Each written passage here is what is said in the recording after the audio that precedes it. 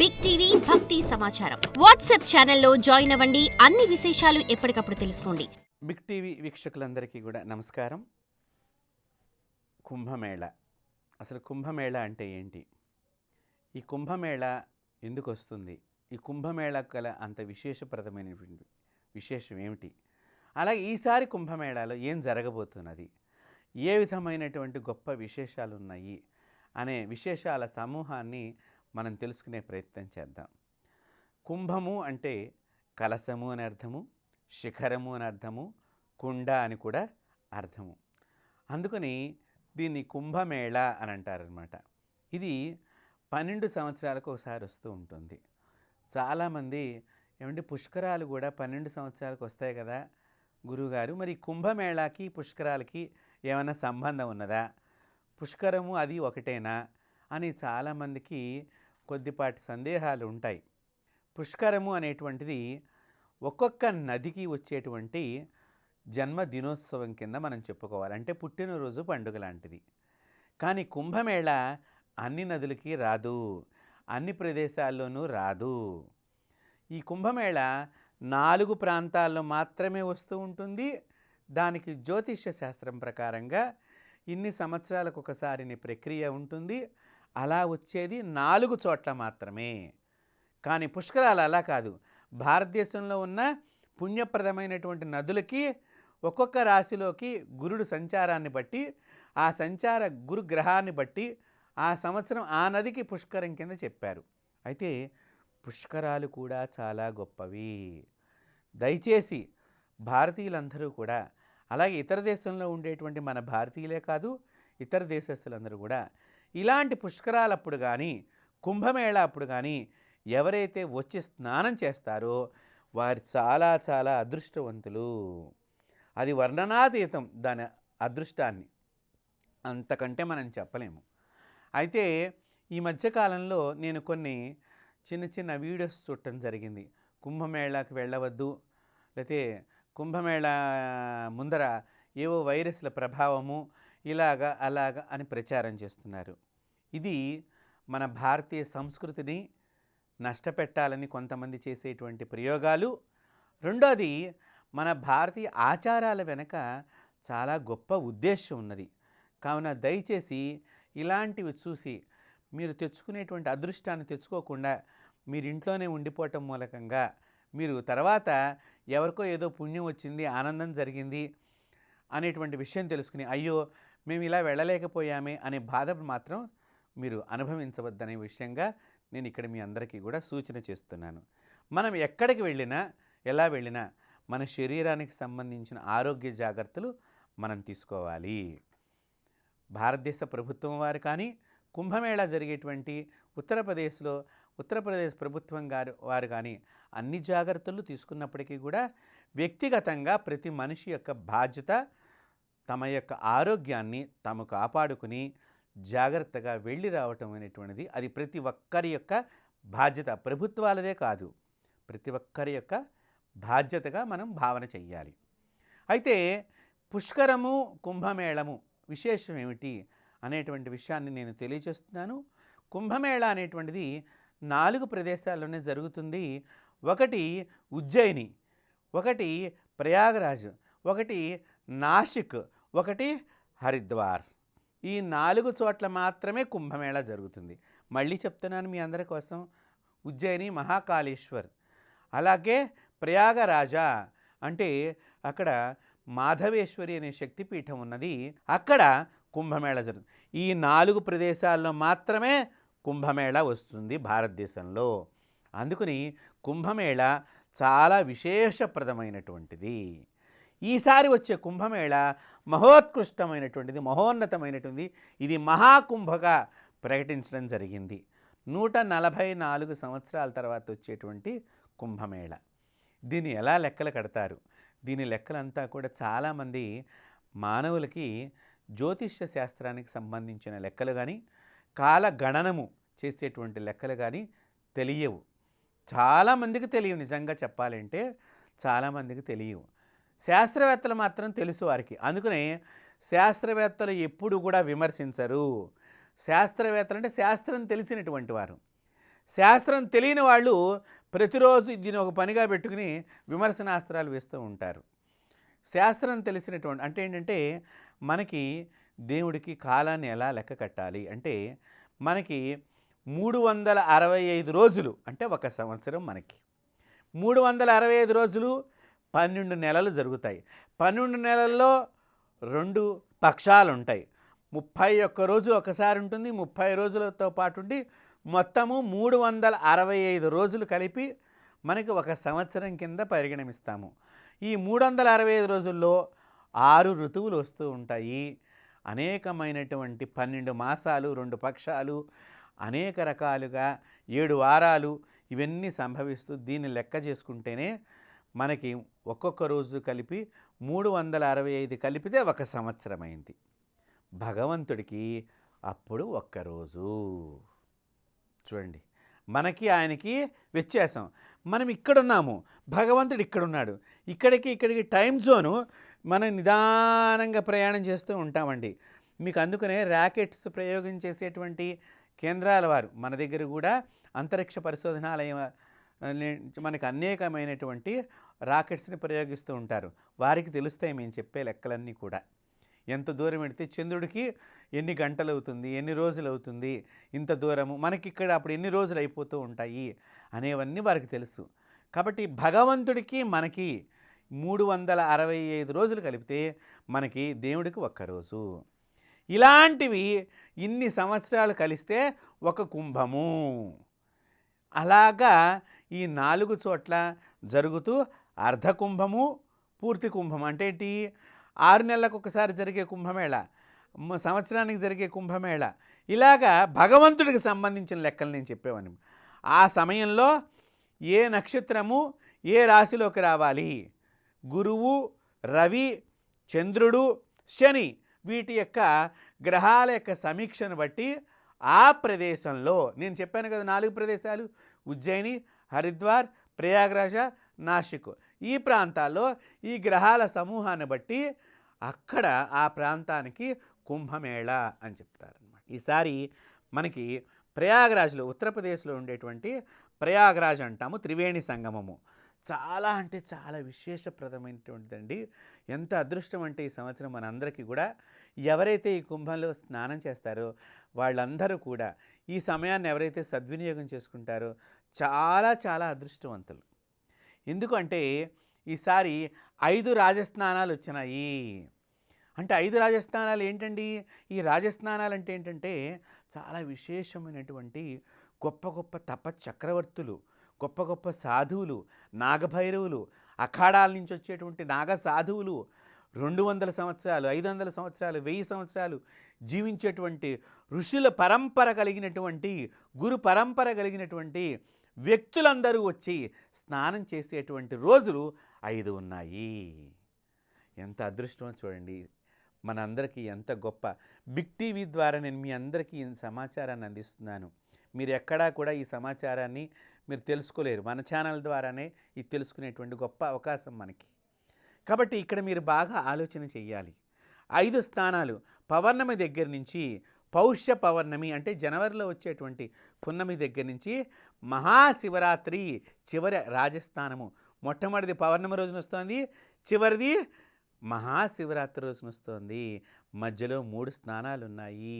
మొత్తం 5 రాజస్నానాలు. ఈ 5 రాజస్నానాలు అప్పుడటండి హిమాలయాల నుంచి, గుట్టల నుంచి, కొండల నుంచి, ఎక్కడెక్కడి నుంచో మహా యోగులు, తపశ్చక్రవర్తులు, యోగి పుంగవులు, మౌన స్వాములు, బాబాలు, దిగంబరులు, ఏమని చెప్పాలండి, సాక్షాత్తు వీళ్ళకంటే మించిన సర్వదేవతలు కూడా వచ్చి ఈ 5 రోజుల్లో స్నానం చేస్తారు. అది గొప్ప విశేషం. కాబట్టి కుంభమేళ అంటే అందుకని ఇంత ప్రాధాన్యత అన్నమాట మనకి.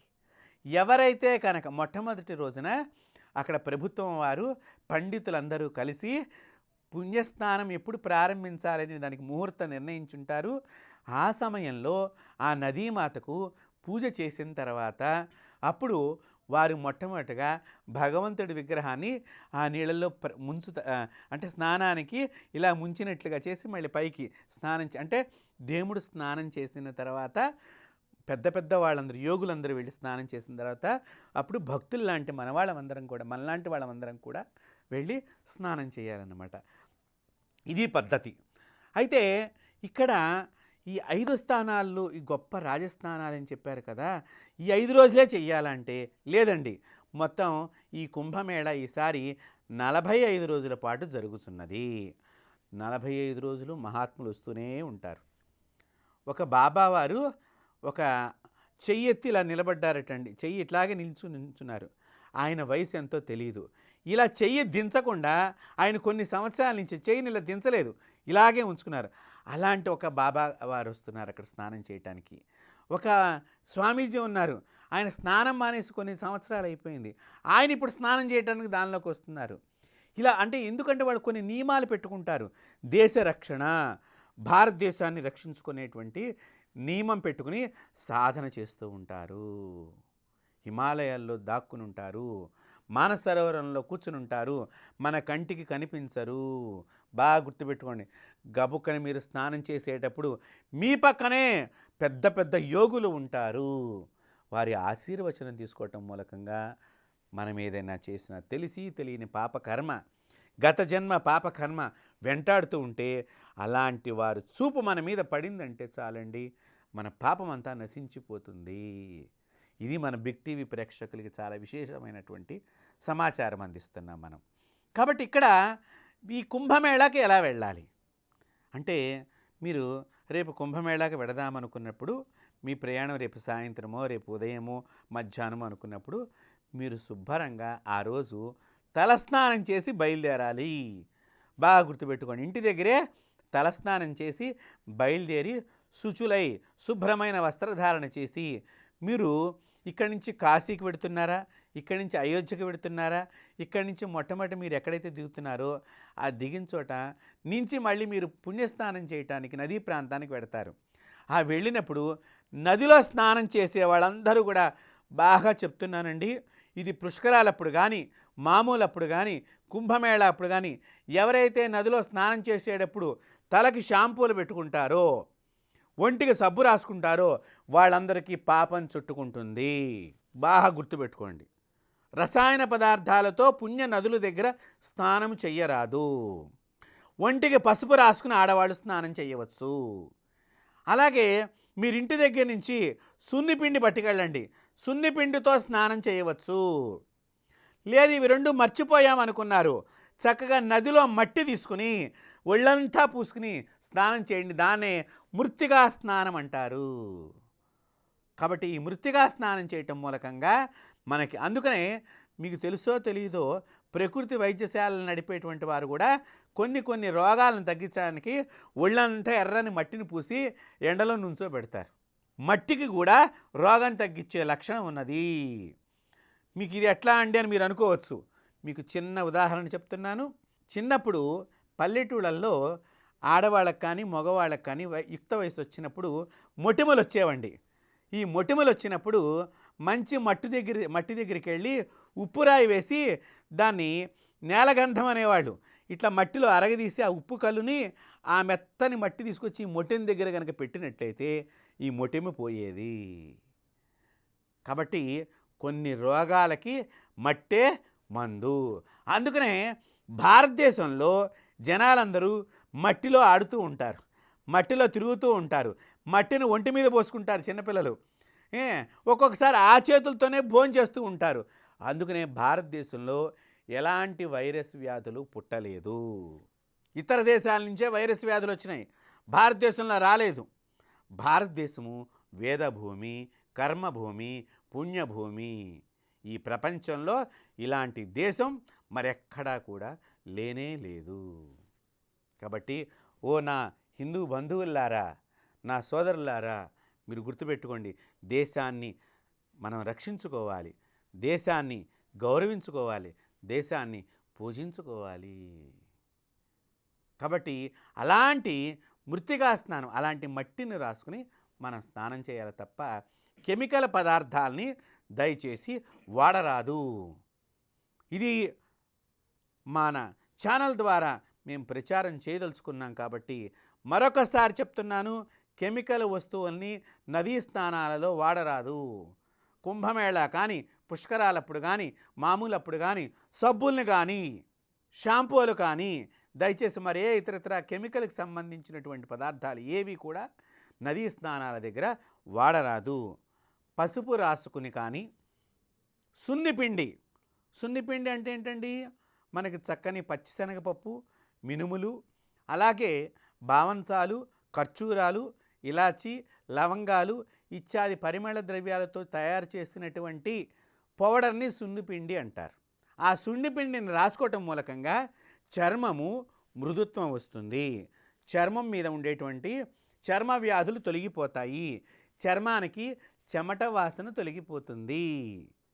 కాబట్టి బాగా గుర్తుపెట్టుకోండి, ఈ రకమైనటువంటి ద్రవ్యాన్ని వాడటం మూలకంగా మీరు నదిని రక్షించినటువంటి వారవుతారు. మీ చర్మం మీద ఒకటే కాదు, అలాంటి పౌడర్ నీళ్ళలో వేయటం మూలకంగా అక్కడ ఉండేటువంటి చెడ్డ క్రిములు కూడా చచ్చిపోతాయి. అందుకనే మన పూర్వీకులు ఎప్పుడు కూడా సున్నుపిండి, నలుగుపిండి అని చెప్పి చిన్నపిల్లలకి స్నానం చేయించేవారు. దయచేసి మీరు సబ్బులు వాడకుండా స్నానం చేయాలని బిగ్ టీవీ మిమ్మల్ని కోరుకుంటుంది. అలాగే మేము కూడా బిగ్ టీవీ ద్వారా మీ అందరికీ కూడా తెలియచేస్తున్నాము. అలాగే ఈ కుంభమేళాలో నది స్నానం చేసేటప్పుడు ఇంకేం చేయాలి మనము అన్నప్పుడు, నదిలో స్నానం చేసే ముందర అక్కడ ఉండేటువంటి పురోహితుడు, అంటే ఆ నదిని ఆశ్రయించి కొంతమంది బ్రాహ్మణులు బతుకుతూ ఉంటారు. బ్రాహ్మణులు అంటే పురోహితులు. అక్కడ మనం రాగానే అమ్మ మీ చేత సంకల్పం చెప్పిస్తాము, మేము స్నానం చేయిస్తాము అని చెప్పి వాళ్ళు మనతో కొంతమంది ఫాలో అవుతూ ఉంటారు. లేదా మనం కూడా కొంతమందిని మాట్లాడుకుంటాం ముందరగానే. ఆ పురోహితుడు చెప్పిన విధంగా మనం సంకల్పం చెప్పి, అప్పుడు ఆ పురోహితుడు ఏ విధంగా అయితే స్నానం చేయమంటున్నాడో ఆ విధంగా మనం స్నానం చెయ్యాలి. సంకల్పం చెప్పుకుని, సంకల్పంలో చాలా విశేషమైనవి చెప్తూ ఉంటారు. కాబట్టి ఈ కుంభమేళాలో మీరు చక్కగా ఆ సంకల్పం చెప్పించుకుని మీకు తోచినటువంటి దక్షిణ కానీ, ఒకవేళ అక్కడ పురోహితుడు ఏదైనా మిమ్మల్ని ఆశించి అయ్యా భోజనానికి కూడా ఏదైనా 10 రూపాయలు ఎక్స్ట్రా ఇస్తే సంతోషపడతానన్నప్పుడు అది ఇచ్చి మీరు మీ పెద్దల్ని ఆనందింపచేయండి. మీరు పుణ్యాన్ని మరింత సంపాదించుకోండి. అలాగే నదిలో స్నానం చేసే ముందర మొట్టమొదటిగా కుడికాలు నీళ్ళల్లో పెట్టాలి. బాగా గుర్తుపెట్టుకోండి, కుడికాలు నీళ్ళలో పెట్టాలి, అప్పుడే స్నానం ఆడాలి. అలాగా ఇంకా నదిలో స్నానం చేసిన తర్వాత నదీమాతకు, ఇంకా ఆడవాళ్ళు స్నానం చేసే ముందర చక్కగా నదిలో పసుపుని కుంకాన్ని వేసి చక్కగా పువ్వుల్ని వేసి నమస్కరించి, అమ్మా నీవు ఎంత పతివ్రత శిరోమణిగా ఉన్నావో, నీవు ఎంత పాతివ్రత్య మహిమ కలిగి ఉన్నావో, నీకు ఎలాంటి రోగాలు లేకుండా ఉన్నావో, అలాగే నన్ను కూడా అంత పతివ్రతగా ఉంచేటువంటి భాగ్యాన్ని నాకు ప్రసాదించు.